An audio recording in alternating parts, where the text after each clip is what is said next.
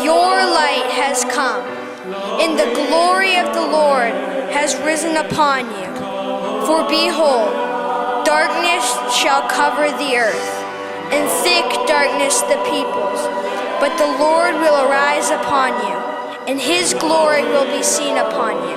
And nations shall come to your light, and kings to the brightness of your rising.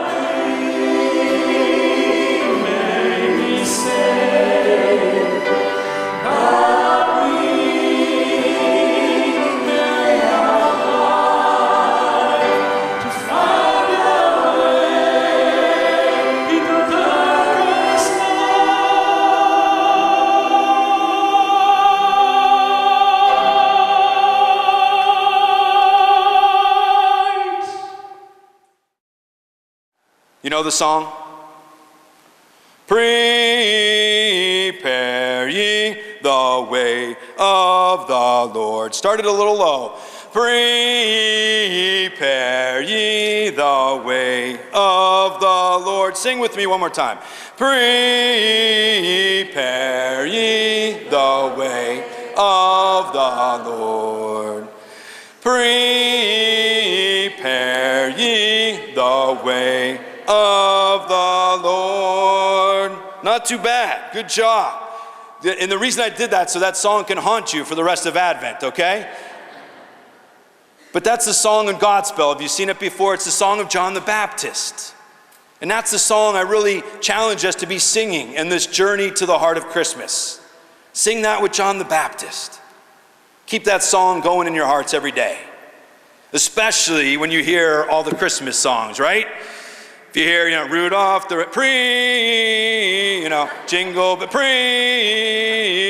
Frosty the I want you to keep going after it. But let every one of those reminders be that call to say, okay, Lord, help me prepare the way.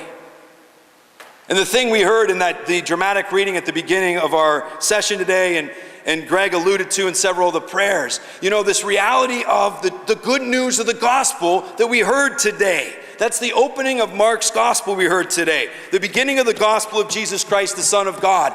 The gospel word means good news. Imagine the history of Israel waiting for a Messiah in darkness, prophets trying to hold out hope.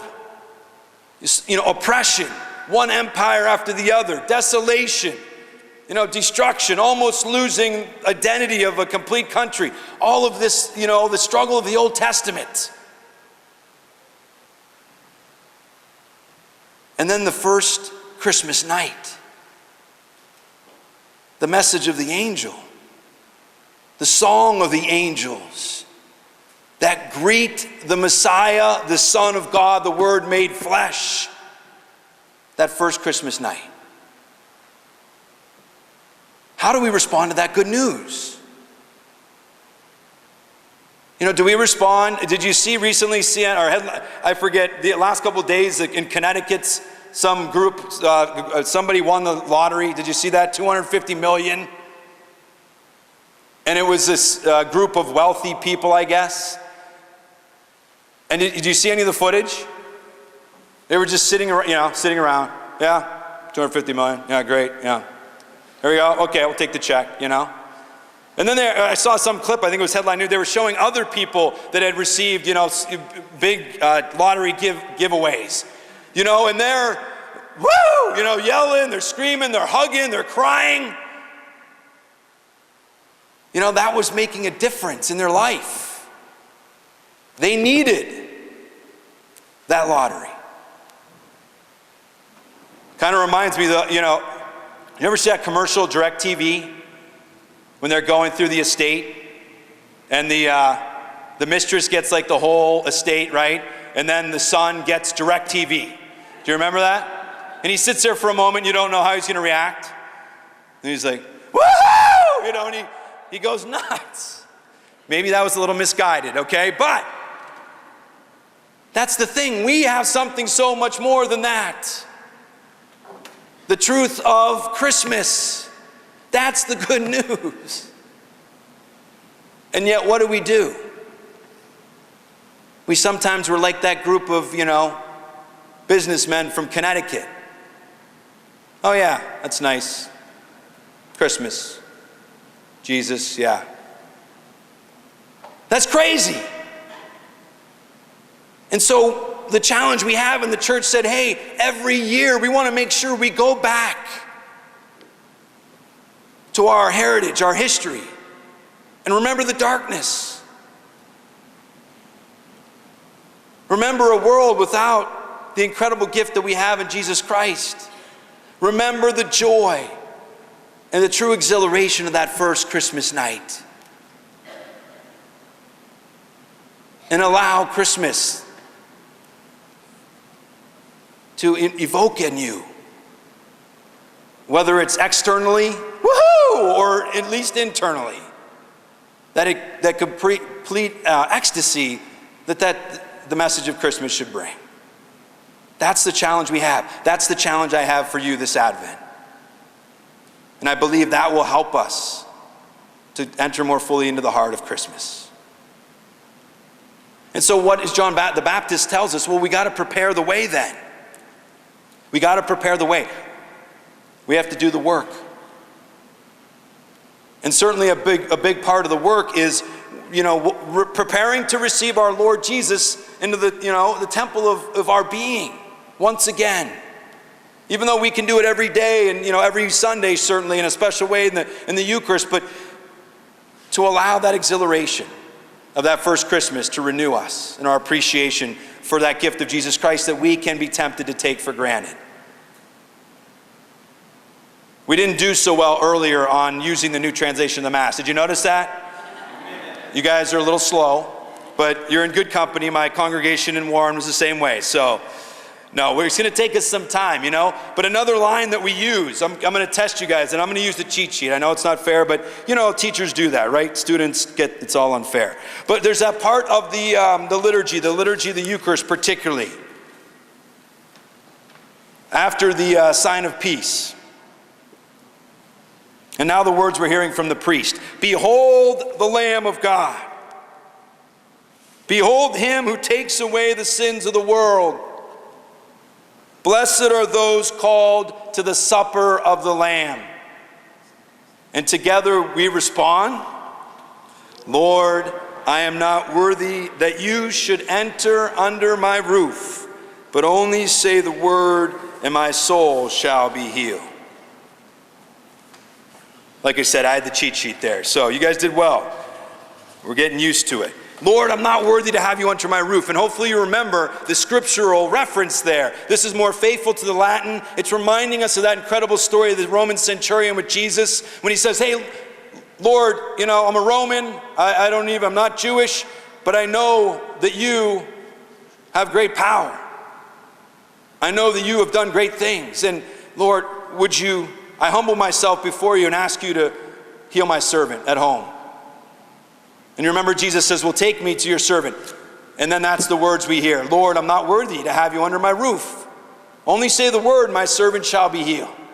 What an incredible act of faith of that Roman centurion. Because of that faith, the servant is healed. He wasn't even Jewish. He wasn't even, knowing the story of waiting the Messiah, but he knew there was something special there in Jesus Christ. But the language that he uses, I'm not worthy to have you under my roof. We're going to be saying that every Mass we come to. So the idea we have is preparing our spiritual homes, the dwelling place of our heart and our soul for our Lord Jesus Christ. How do we do in doing that?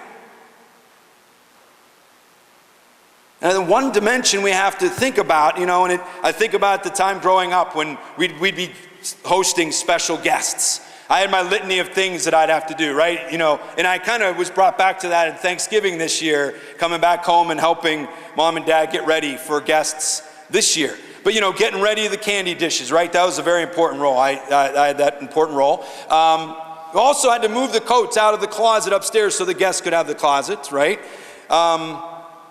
Set the table. Usually I was involved with that because, I couldn't screw that up too badly. But then there was the one I never really understood. I don't know if you guys got this. Clean your room. Did you guys? Clean my room? What do you mean clean my room? Why do I have to clean my room? Okay, maybe at the time I didn't understand it, but and maybe it was an excuse for mom and dad just to get me to clean my room, right? But whatever it was, to clean the room. Now that I'm at the rectory at St. Joe's in Warren, try to have different groups come through and host and whatnot, just have some chance to fellowship and celebrate different ministries or the councils or whoever. And it's interesting because now I go through that context and that process. And do you guys know that what I like to call when you're getting ready to host is that the clutter shift? Do you guys know the clutter shift technique? Are you guys okay? So some groups just come into the dining room and you might just move the clutter into the sitting room, right? Because that's my own sitting room, and so the mess goes there. You clean people, you wouldn't appreciate this, okay? So just us messy people, okay? But remember, Jesus said, I came to save, not the clean, but the messy. Isn't that what he said? Something like that. It was similar words to that. But anyway, so then you move the clutter but then you might know these people a little more, they might come into the sitting room, so then you move the stuff into the bedroom, right? And then the clutter's in the bedroom, and now, oh boy, these might, family and stuff, they might actually want to come to the bedroom. Closet, let's go to the closet, right? But right, isn't that sometimes what we do? And I think spiritually we go through that as well. And the challenge we have is saying, do we realize Jesus is the most intimate guest? He wants to be more intimate and close to us than anyone else. And so he's asks us to invite him into every room, even the closet, to hide nothing, to hold nothing back, to not think that any sin or any struggle, it makes us not able to really reveal ourselves to God, to really bare our soul. He asks us tonight, he asks us this Advent, I want to enter in under your roof. But I want it all. I want every room. Don't hide the clutter from me. I want to take it from you. I want to help you with it. I want to heal you of it. I want to relieve you of it. So the challenge tonight I have in this week is really to let our Lord Jesus Christ clean.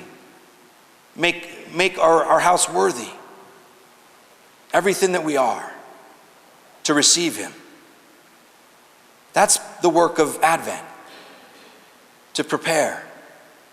To let him cleanse, forgive, heal. That's what John the Baptist, that's why his baptism was only about forgiveness. Jesus couldn't send and give the gift of baptism of the Spirit if the work of the forgiveness and the healing and letting God have all the junk and the stuff that holds us back from him, if John the Baptist wasn't faithful to that. So I really ask that this week, if we can think about that, pray about that. As we're singing Prepare the Way of the Lord, and whatever times you want to do that, to think about asking God to cleanse us, forgive us. The best way we can do that is go to confession. That's why during Advent as well as Lent, the church always has communal penance services, invites us to experience the incredible healing, forgiving mercy of God in that great sacrament. To let him cleanse our house, the dwelling place of our soul, so that nothing can get in the way of us and him. Embrace the spirit of Advent. Prepare. This week, really focus on asking for forgiveness. Really focus on the things that are holding you back and give them to Christ. And by being faithful to that spirit of Advent, that work of Advent, I truly believe we will draw closer to entering into the heart, the true meaning of Christmas this year.